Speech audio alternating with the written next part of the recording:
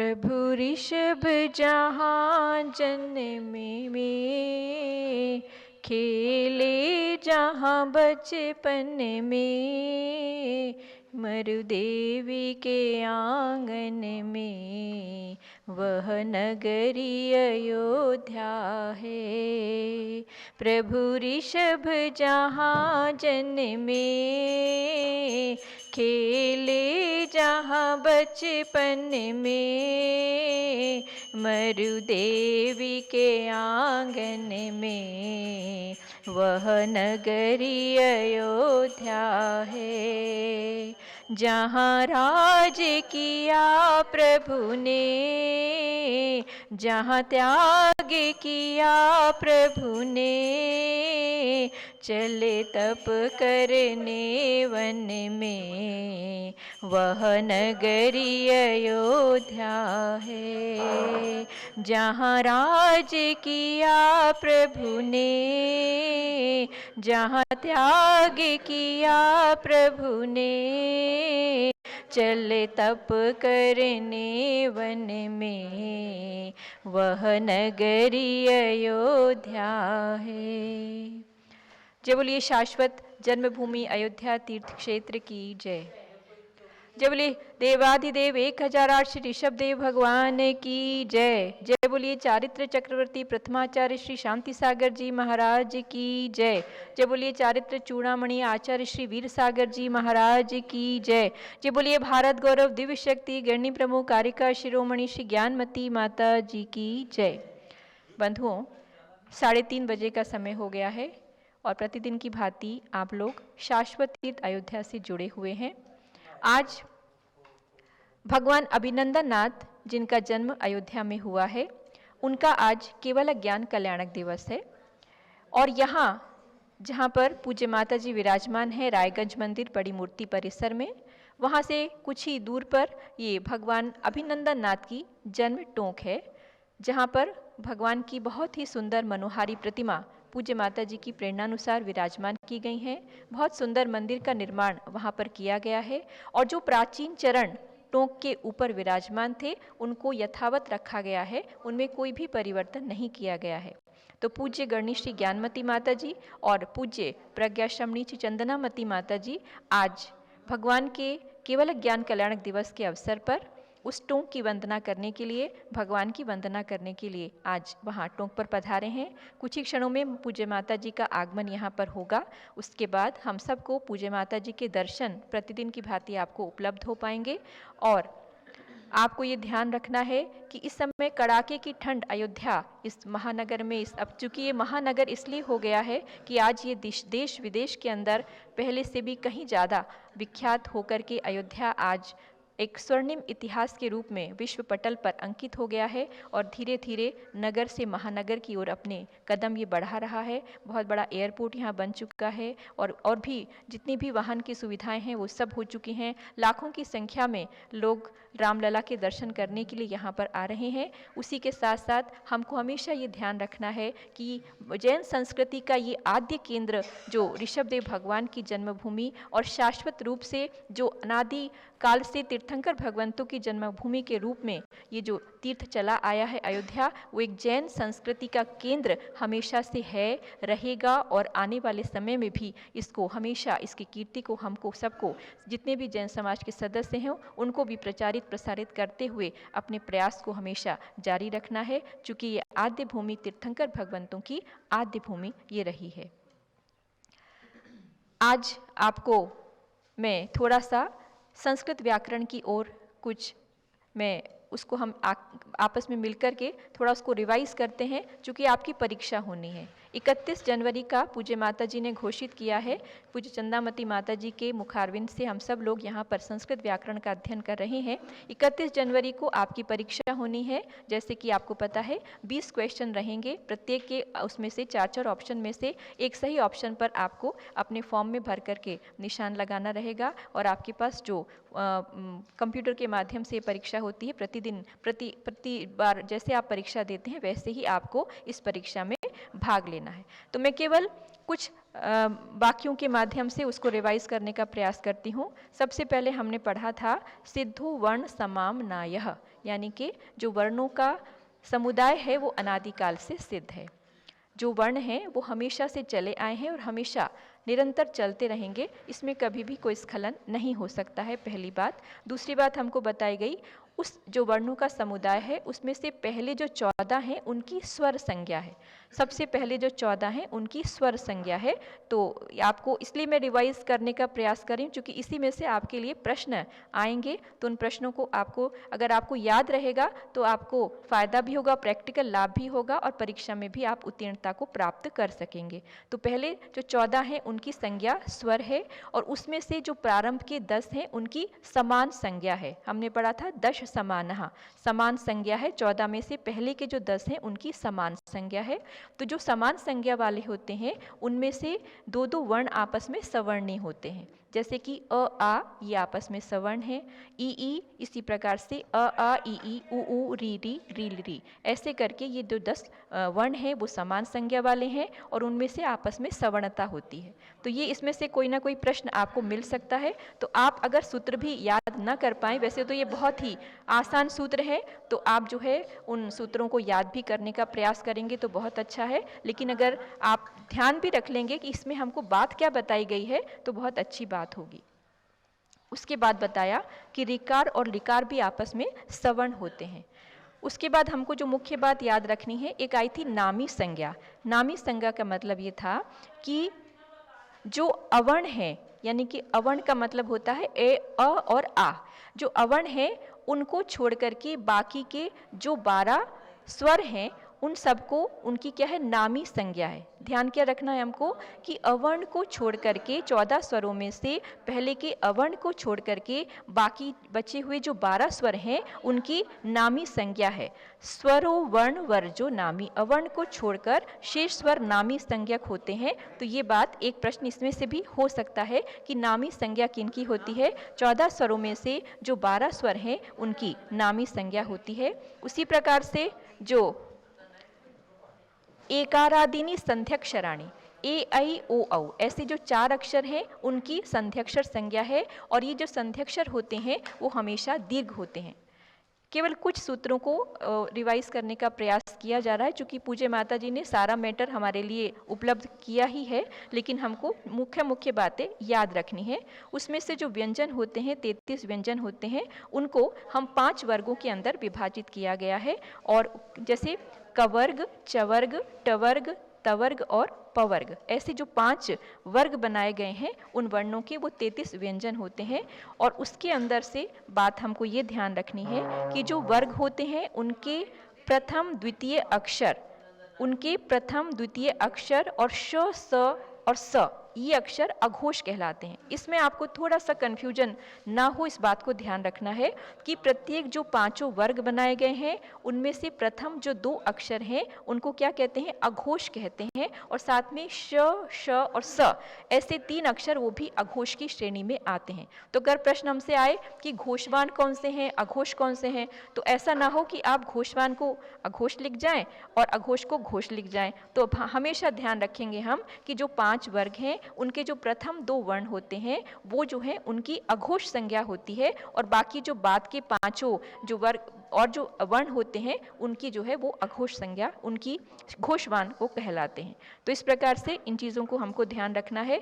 तो ये जो प्रथम आपका संज्ञा प्रकरण था उसमें से ये इंपॉर्टेंट सूत्र थे जिनको कि हमको रिवाइज आपको पुनः आपको कर लेना चाहिए। तो ऐसे इनको ध्यान में रखते हुए अब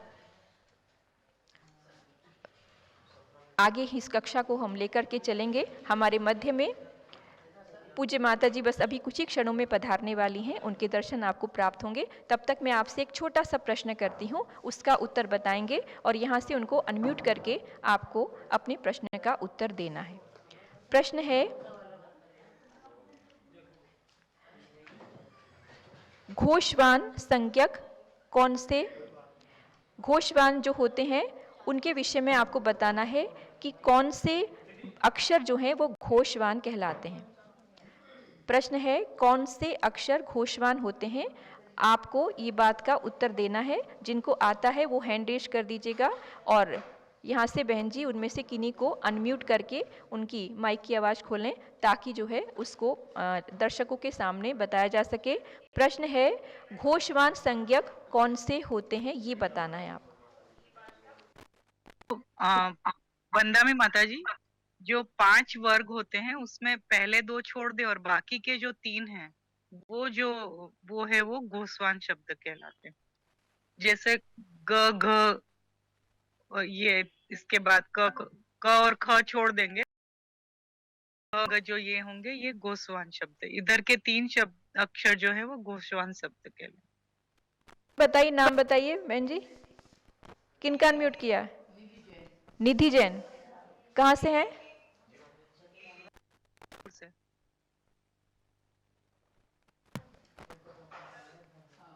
सुनो, अभी नहीं लगेगा, बस माता जी बोलेंगे। क्या बताया आपने?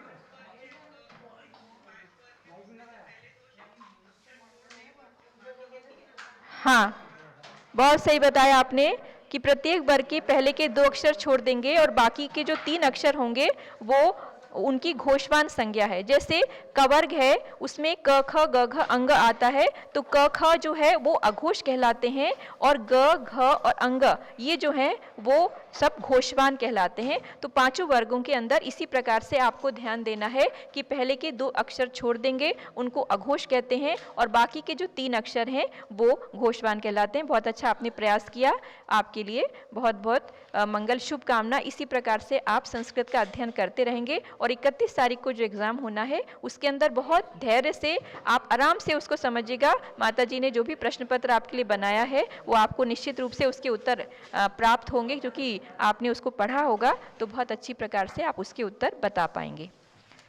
अब आपको एक प्रश्न और करना है।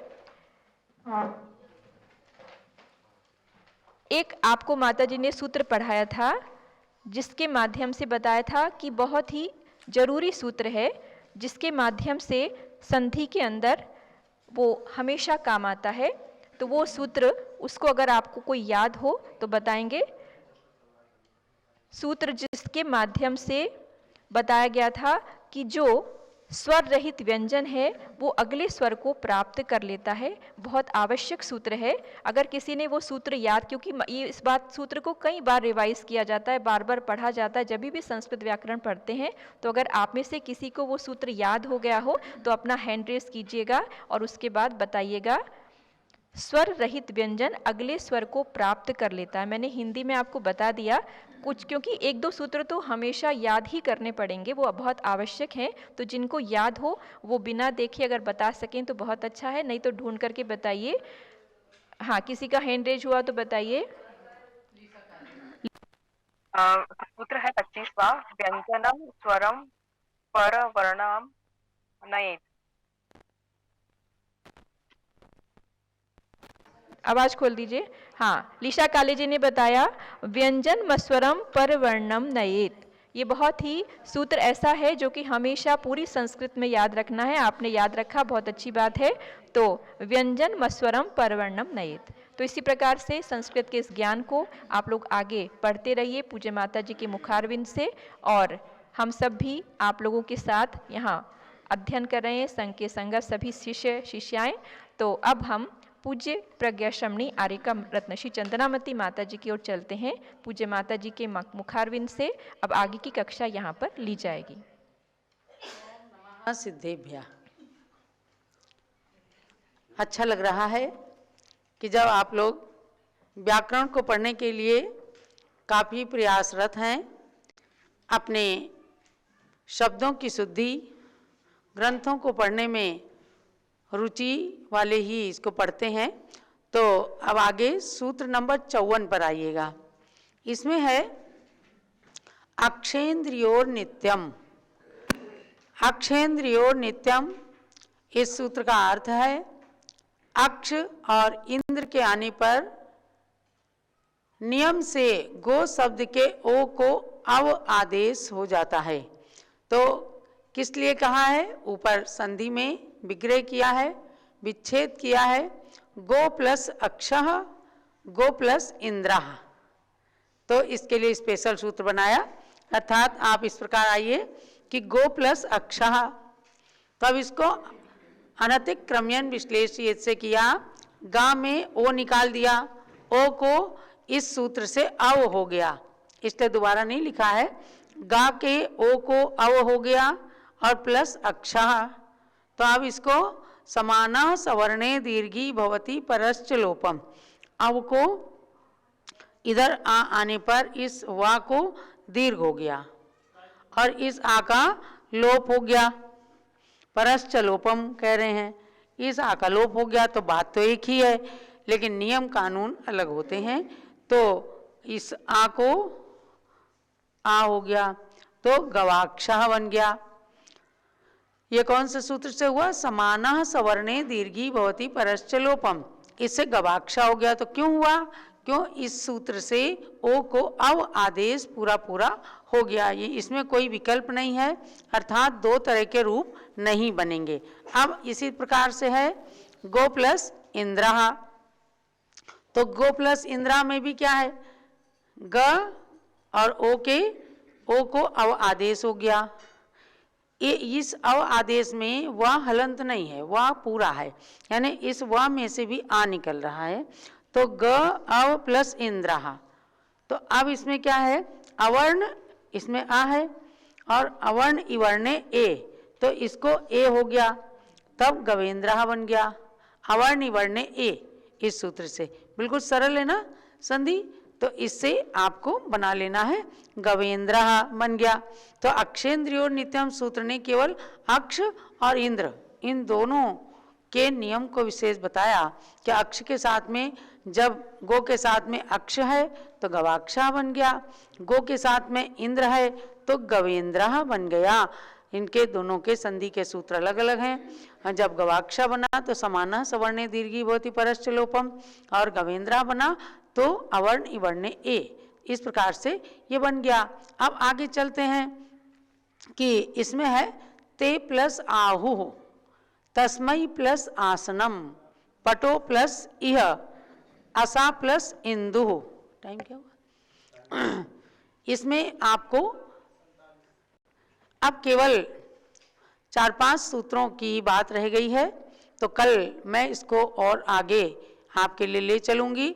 ते आहु तस्मै आसनम, तो इसमें कह रहे हैं पहले इसमें ए ऐ आय ओ औ अव आओ, इन सूत्रों से संधि कर सकते हैं। ते को तय हो गया, ए को अय तय हो गया, तो तय प्लस आहु, और अय को तस्मय के अय को आय हो गया, तो तस्माय प्लस आसनम हो गया, और पटो के ओ को अव हो गया, तो क्या हो गया? पटव और इह हो गया। ऐसे असव प्लस इंदु आव हो गया, अव को, तो असाव प्लस इंदु हो। अब इसमें एक और सूत्र लगता है, अयादीनाम यवलोपः पदान्ते नवालोपेतु प्रकृति। हाँ, यानी पद के अंत में अय अव आदि के य और व का विकल्प से लोप हो जाता है। तो जो आय हुआ है उसके य को विकल्प से लोप हुआ, मतलब एक बार लोप होगा और एक बार लोप नहीं होगा, और लोप होने पर संधि नहीं होती है। तो तय के, जैसे ते को तय हुआ था ए को अय होकर, तो तय के य का लोप कर दिया तो त आहु। अब इसका अर्थ आप जानेंगे कि क्या इसका अर्थ क्या होगा। इसमें शब्द और उसके साथ में क्रिया भी मिली हुई, आहु ये क्रिया है, तो त आहु उसका अर्थ वही होगा तयाहु, लेकिन या का लोप होने पर देखिएगा त आहु बन गया है। ऐसे ही जब लोप नहीं हुआ है तो तय प्लस आहु, तो उससे तयाहु बन गया। इसमें व्यंजन मस्वरम परवर्णम नयेत, इस संधि से तयाहु बन गया। तो ते आहु के दो रूप बने, कौन कौन से? एक ए ऐ करके या का लोप करके त आहु, और एक तयाहु बन गया ए को ऐ करके। तो ऐसे ही तस्मा आसनम, एक बार या का लोप हो गया, ऐ को आय किया था, या का लोप हो गया तो तस्मासनम, और एक बार जब लोप नहीं हुआ तो तस्मायासनम। बिल्कुल सरल है। ऐसे अब आगे आएगा पट प्लस इह, तो पट भी ही बन गया। एक बार अव के वा को लोप हो गया तो पट इह बन गया, एक बार लोप नहीं हुआ तो संधि हो गई, पट विह बन गया। ऐसे असा बिंदु आव था, उसके वकार का लोप हो गया, हसा इंदु, और जब वा का लोप नहीं हुआ तो संधि हो गई तो हसा बिंदु बन गया। अब आगे आएगा कि नारदा कैसे बना, नए री प्लस अदहा, रई उ प्लस अणहा, मैं री प्लस उतहा, ओ उ प्लस इंदु इंदु, रिपु प्लस ई प्लस उदयहा। इनकी संधि कल आप करेंगे और तैयारी करते रहिए। अभी अब आपके सामने स्वर्णवती जी ने आपको पिछला थोड़ा सा रिवीजन करके और आपका टेस्ट लिया, यानी 31 जनवरी को परीक्षा देने में आपको घबराना नहीं है। जिन लोगों ने लगातार पढ़ा है उन सब को परीक्षा देना है, ताकि आगे आपका कोर्स तय किया जाएगा। और उसके साथ साथ हम आपको सहस्त्र नाम स्तोत्र भी सिखाने वाले हैं कि आपको अच्छे से उस स्तोत्र को पढ़ने का अभ्यास हो जाए। अब मैं चलती हूँ आपको थोड़ा सा गोमट सार जीवकांड की ओर। सिद्धम शुद्धम पणमीय जिनिंद वर्णेमि चंद्रमकलंकम, गुणरयण भूषणुदयम जीवस्य परुवणम मोक्षम। इस प्रकार से आचार्य श्री नेमिचंद्र सिद्धांत चक्रवर्ती के द्वारा रचित गोमट सार जीवकांड, जो चीज समझ में नहीं आई है तो उसको आप उसी में देखिए। वज्राकृति वर्ण और गज कुंभाकृति वर्ण ये केवल उनकी पहचान के लिए हैं, तो उसको केवल उनकी पहचान बना करके रखना है।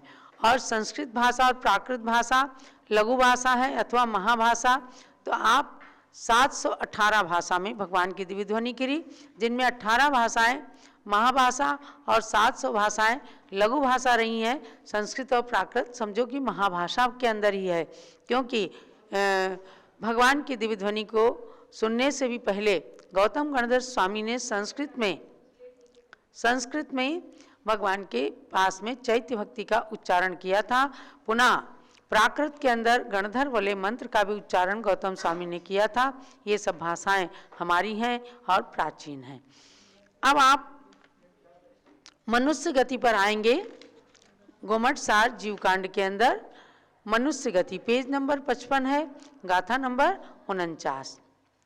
मन्नन्ति जदो नित्यं मणे नित्यं मणेन न्यूना मणुक्कड़ा जम्मा, मणिन न्यूना मणुक्कड़ा जमहा, मन्नुभवाय सव्वे मन्नुभवाय सव्वे तम्माते मानुषा वणिया, तम्हाते मानुषा भणिदा। सामूहिक गाथा पढ़ेंगे। मन्नन्ति जदो नित्यं मणेन न्यूना मणुक्कड़ा जम्मा, मन्नुभवाय सव्वे तम्माते मानुषा वणिया। मन्यन्ते यतो नित्यं मनसा निपुणा मनसोत्कटा यस्मात्, मनुभवाद्वाश्च सर्वे तस्मात् ते मानुषा वणिता। तो क्या कहा इसमें? मनुष्य गति, जिस गति में हम और आप सब जी रहे हैं और मनुष्य गति के सुख दुख का अनुभव भी कर रहे हैं, तो जहाँ पर नित्य ही हेय उपादेय, यानी क्या ग्रहण करने योग्य है, क्या छोड़ने योग्य है, तत्व अतत्व, क्या सच्चाई है, क्या विपरीतता है, गलत है क्या चीज़, आप्त अनाप्त, ईश्वर कौन है और ईश्वर कौन नहीं है, धर्म अधर्म आदि का विचार करें और मन के द्वारा गुण दोष आदि का विचार करके स्मरण आदि कर सकें। जो पूर्वोक्त मन के विषय में उत्कट हों, मन के द्वारा सब चीज़ों को जान सकते हों, शिल्प कला आदि में भी कुशल हों, तथा युग की आदि में जो मनुओं से उत्पन्न हों, उनको मनुष्य कहते हैं। कुल मिलाकर के मनुष्य गति नाम कर्म के उदय से मनुष्य का जीवन मिलता है और माँ के गर्भ में 9 मास रह करके और जब जन्म लेते हैं, मनोरपत्यम मानवहा, ये एक व्युत्पत्ति अर्थ किया गया कि जो कुलकर हुए हैं मनु के नाम से उनको कहा गया है। तो मनु की संतान होने से मानव मनुष्य कहलाए और मान कसा की अधिकता के कारण भी मानव कहलाते हैं। तो कुल मिलाकर के जो भी है कि मनुष्य गति नाम कर्म के उदय से मनुष्यों में जन्म होता है। हम सब ने पूर्व जन्म में मनुष्य गति का बंध किया, मनुष्य आयु का बंध किया, तो आज मनुष्य जन्म मिला, मनुष्य गति मिली है और जैन कुल के अंदर जन्म पाकर के इस मनुष्य गति को निश्चित रूप से सार्थक करना है। तो भव्यात्माओं, गोमठ सार जीव कांड कोई ऐसा वैसा छोटा मोटा ग्रंथ नहीं है। ये सठ खंडागम के सार रूप में गोमठ सार जीव कांड और कर्म कांड रचे गए हैं।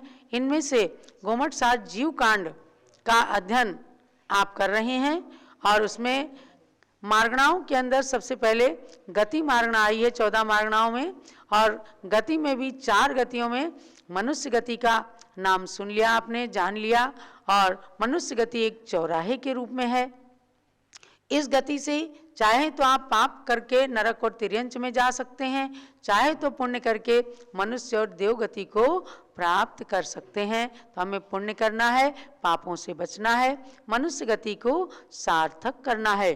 तो ये गोमठ सार स्वाध्याय का संक्षिप्त ये सार हुआ है। आज भगवान अभिनंदन नाथ जी का जन्म केवल ज्ञान कल्याणक था। इस उपलक्ष्य में पूज्य बड़ी माता जी के साथ हम लोग अभिनंदन नाथ भगवान की टोंक का दर्शन करने गए और अब पूज्य माते हमारे बीच में पधार चुकी हैं। आज इस 90 साल की उम्र में भी पूरी हिम्मत के साथ इस भीषण सर्दी के अंदर भी, जब अयोध्या में बिल्कुल भी धूप नहीं निकली है, भयंकर ठंडी है, लेकिन इनके मन के अंदर आ गया कि भगवान का केवल ज्ञान कल्याणक है और वो यहाँ पर जन्मे हैं अयोध्या के अंदर, इसलिए हमें उनके जन्म स्थान पर जरूर जाना है।